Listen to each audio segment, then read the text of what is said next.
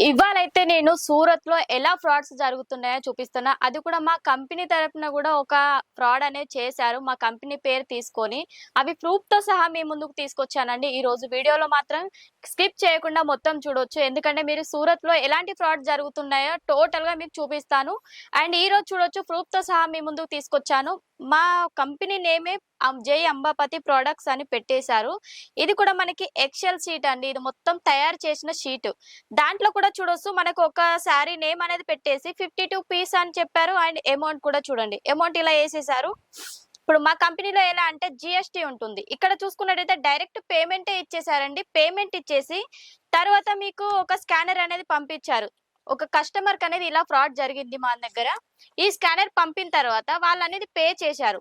Pay చేసిన తర్వాత దేంట్లోకి వెళ్ళాయి చూడొచ్చు. ఇది వచ్చేసి మనకి కరెంట్ అకౌంట్ లోకి రావాలి. ఇది వచ్చేసి పర్సనల్ అండి. ఇది ఒక వ్యక్తి అకౌంట్ లోకి మనకి పేమెంట్ అనేది ట్రాన్స్ఫర్ అయింది.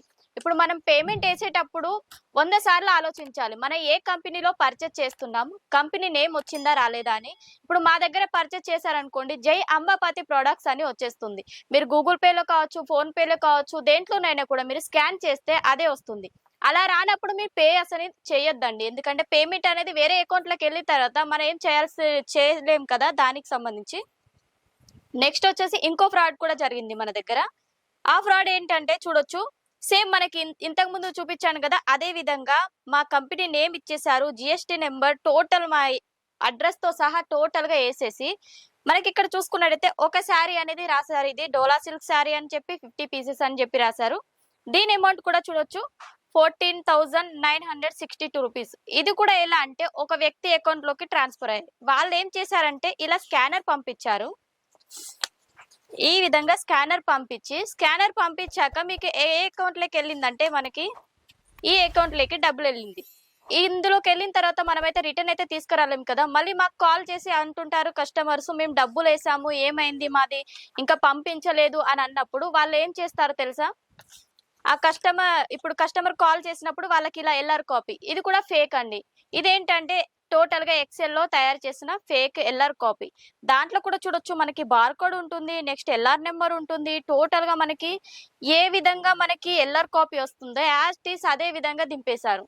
అండ్ ఇది పంపించిన తర్వాత వాళ్ళు ఏం చేస్తారు, చెకింగ్ అనేది చేసుకుంటారు కదా, ఎక్కడి వరకు వచ్చింది పార్సల్. ఇవన్నీ కూడా చెక్ చేసుకున్నప్పుడు వాళ్ళకి పార్సల్ రానప్పుడు వాళ్ళు కాల్ చేశారనుకోండి, కాల్ అనేది స్విచ్ ఆఫ్ అనేది ఉంటుంది. స్విచ్ ఆఫ్ ఉన్నప్పుడు ఏముంది, డబ్బులు అనేది పోయాయి. అందుకే చెప్తున్నా, మీరు మా దగ్గరే కాదు, XYZ ఏ కంపెనీలో మీరు పర్చేసింగ్ చేసినా కూడా కంపెనీ అకౌంట్ లోనే మీరు డబ్బులు వేయాలి. అది కూడా మీరు కంపెనీ నేమ్ అనేది వచ్చేస్తుంది. ఇప్పుడు మనది జై అంబాపతి ప్రొడక్ట్స్ కాబట్టి ఆ పేరు అనేది వచ్చేస్తుంది. లేదంటే ఇంకా వేరే అకౌంట్ లో ఏమన్నా మీరు పర్చేస్ చేశారనుకోండి వేరే కంపెనీలో, వాళ్ళ అకౌంట్ లో వాళ్ళ పేరే వచ్చేస్తుంది. నార్మల్ గా మనకు నార్మల్ వ్యక్తి పేర్లు వచ్చినా లేదంటే ఇంకా వేరే ఏది వచ్చినా కూడా మీ పేమెంట్ అనేది అస్సలు చేయొద్దు. ఎందుకంటే ఇలాంటి ఫ్రాడ్స్ అనేది చాలా జరుగుతున్నాయి.